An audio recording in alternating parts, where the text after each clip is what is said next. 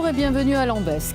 Situé au cœur de la Provence, blotti au fond d'un vallon de verdure, parmi les vignobles et les oliveraies, Lambesc se situe entre Aix et Salon, entre les Alpilles et le Luberon, aux portes du Vaucluse.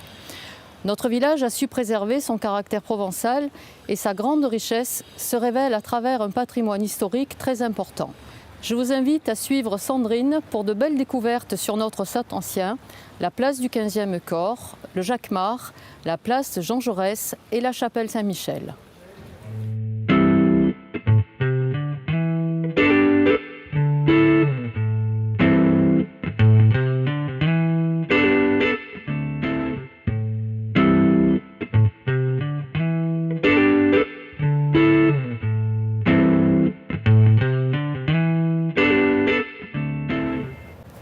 Bonjour, je suis ravie de vous accompagner dans cette visite de Lambesc. Donc là, nous nous trouvons devant le Jacquemart, qui est le monument emblématique de la ville de Lambesc. Avec ses 25 mètres de haut, il était, dans un premier temps, il faisait partie des remparts de la ville et c'était la porte principale d'entrée de la ville, la porte de Salon. Au XVIe siècle, il a été transformé en horloge et c'est au XVIIe siècle qu'on a construit toute la partie supérieure avec ce campanile pour en faire un jacquemart. Alors un jacquemart, c'est tout simplement un mécanisme d'horlogerie qui prévoit que ce soit des automates qui tapent sur des cloches pour sonner les heures, les demi-heures et les quarts d'heure.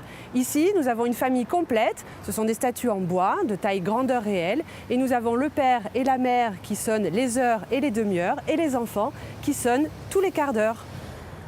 Ce qui fait la spécificité de cette tour de l'horloge à Lambesc, c'est que des horloges à Jacquemart, en France, il y en a très peu.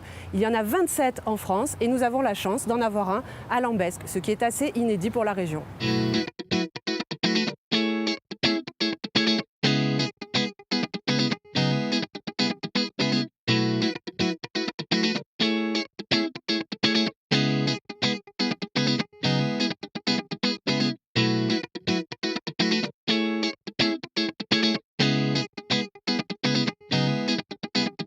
Alors nous sommes ici sur la terrasse du Jacquemart et c'est l'occasion pour moi de vous parler de tout ce quartier qui est en face, de l'autre côté de la rue Grande, où vous pouvez trouver tout un tas de petites ruelles typiquement provençales.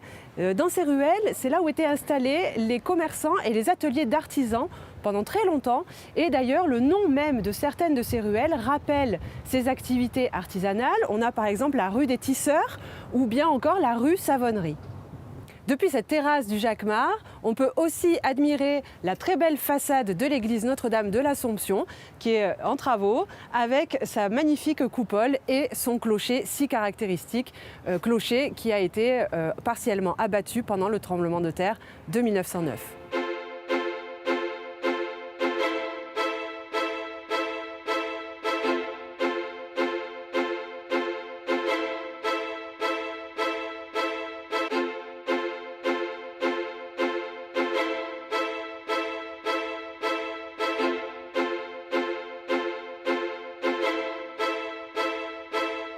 Il y a à Lambesc un très grand nombre d'hôtels particuliers, datant principalement des XVIIe et XVIIIe siècles, comme par exemple celui qui est derrière moi, qui est l'hôtel Faudran de Laval. On l'appelle aussi l'hôtel des deux lions, à cause des deux lions qui sont sur les piliers de son portail. Alors pourquoi trouve-t-on autant d'hôtels particuliers à Lambesc, malgré la taille relativement petite de la ville? Eh bien tout simplement parce qu'en 1646, Lambesc est choisi comme siège des assemblées des communautés de Provence. Ces assemblées des communautés de Provence regroupaient les responsables de toutes les communes de la région et bien évidemment, en s'installant à Lambesc chaque année, cela faisait venir un très grand nombre de visiteurs prestigieux et il leur fallait des demeures à la hauteur de leur rang pour pouvoir être logés pendant ces assemblées. Du coup, à Lambesc, on a vu fleurir tout un tas de constructions toutes plus belles les unes que les autres, avec des hôtels particuliers comme ceux de Pagy de Valbonne, de Cadenet-Charleval ou encore des Taillades. Tous ces hôtels particuliers sont évidemment remarquables par leur architecture. Pourquoi? Parce que dans la définition même d'un hôtel particulier, c'est une bâtisse qui est remarquable par le faste de son extérieur et la richesse de la décoration intérieure. Donc évidemment, en se promenant dans les rues, on ne peut pas voir l'intérieur, mais vous pouvez voir sur ces façades des belles fenêtres à croisées, des portails imposants, des sculptures parfois en façade. C'est le cas par exemple ici avec des mascarons. On peut voir également des belles portes sculptées parfois et évidemment tout type d'ornements comme des corniches, des pilastres, etc. etc.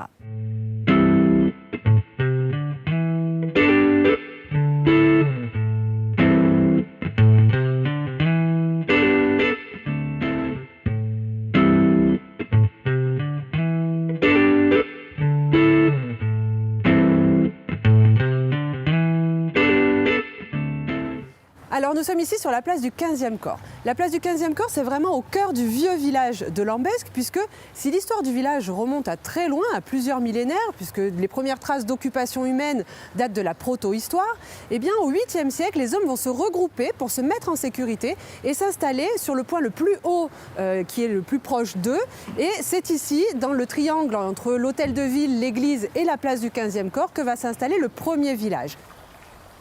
Avant d'être une place, vous voyez aujourd'hui c'est une placette typique provençale avec une fontaine et sa calade. Avant d'être une place, eh bien ici il y avait une écluse. Alors comme partout en Provence, à Lambesc, la problématique de l'eau est quelque chose de très important puisque sans eau, bien évidemment, on ne peut pas vivre. Et ici, donc, une écluse avait été construite, il y en avait 3 dans Lambesc. Donc il y en avait une à l'est, une à l'ouest et celle-ci au nord de la ville.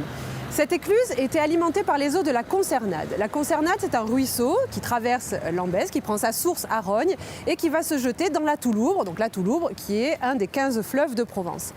Donc vu qu'ici c'était une écluse, cette fontaine, eh bien évidemment, elle n'était pas située ici. Elle s'appelle la Fontaine des Nonnes parce qu'elle était placée auparavant devant le couvent des Ursulines, l'actuel couvent de Sainte-Thérèse. Alors de cette place, évidemment, quand je vous disais qu'on était au cœur du village, eh bien ici on a une vue sur d'anciennes maisons de pierre qui étaient des moulins à blé, des moulins à farine qui tournaient grâce à l'eau de l'écluse. On a également une vue sur l'arrière de l'église et sur le lavoir monumental de la commune, qui est un lavoir assez exceptionnel puisque c'est l'un des plus grands de Provence.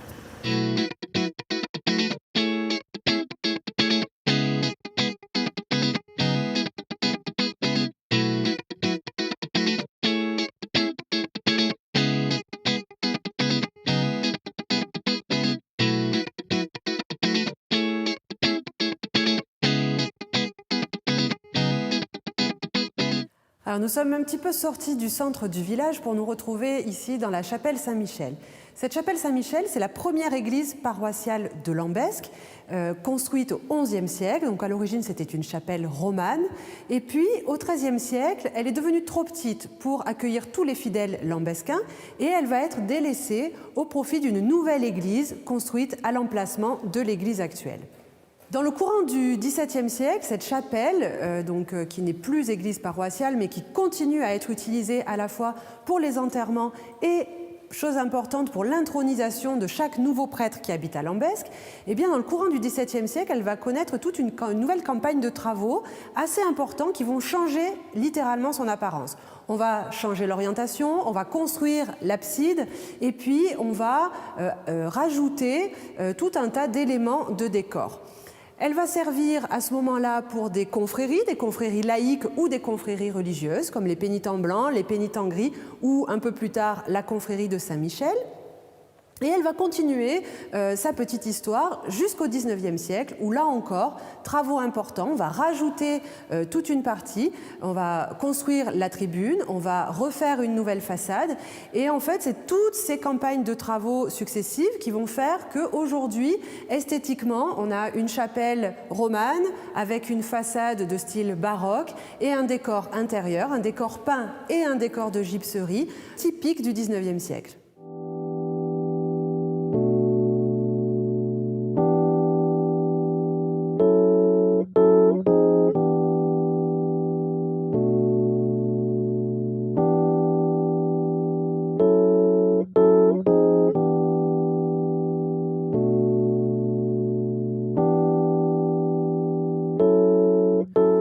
Nous nous avons pris un petit peu de hauteur pour nous rendre sur le plateau de Manivert. Ici, nous sommes au cœur de la chaîne des Côtes, en limite des communes de Lambesc et de la Roque d'Enterron. Alors ici, on est entouré par un paysage magnifique, fait de garrigues, de pinèdes, avec une flore et une faune assez exceptionnelles. C'est un lieu idéal, bien entendu, pour tout un tas d'activités, des sports de pleine nature, la randonnée en vélo, la randonnée à pied, etc. Et on est vraiment ici cerné par une vue panoramique exceptionnelle. On peut voir d'ici la Sainte-Victoire, les Alpilles, le Luberon ou encore le massif de l'Étoile. Alors ici, évidemment, c'est un site naturel exceptionnel, mais c'est aussi un haut lieu de l'histoire lambescaine, pour plusieurs raisons. Sur le plateau de Manivert, on peut trouver tout d'abord la chapelle Sainte-Anne. La chapelle Sainte-Anne, c'est une chapelle du XIe siècle, très ancienne. Elle a pris le vocable de Sainte-Anne au XVIe siècle, mais elle est surtout connue parce que c'est un lieu particulier pour les Lambescains, pour l'histoire lambescaine, puisque pendant très longtemps, pendant de nombreux siècles, on montait jusqu'à Sainte-Anne à pied pour venir prier pour l'arrêt de la sécheresse. Elle était gardée par des ermites gardiens pendant très longtemps et puis elle a été peu à peu délaissée. Sur la route qui mène à cette chapelle, on peut voir aussi des grottes troglodytes très intéressantes. Et puis surtout, sur ce plateau, il y a ce monument qui est derrière moi, qui est le monument aux héros et martyrs de la Résistance. Pourquoi ? Parce qu'ici, on est sur un site qui a marqué l'histoire à la fois de Lambesc, mais aussi de notre région, puisque c'est ici que plus d'une centaine de résistants ont été arrêtés et fusillés par les Allemands pendant la Seconde Guerre mondiale en 1944, entre le 12 juin et le jour de la libération, 2 mois plus tard. Aujourd'hui, chaque année, on commémore leur sacrifice le 12 juin au pied de ce monument qui est juste derrière moi. Nous vous remercions pour avoir suivi cette visite commentée de Lambesc. Bien évidemment, il y a encore beaucoup de choses à découvrir dans notre beau village. Toute l'année, sachez que l'Office du tourisme sera ravi de vous accueillir et de répondre à vos questions sur tout ce qui concerne à la fois le patrimoine historique mais aussi le patrimoine naturel.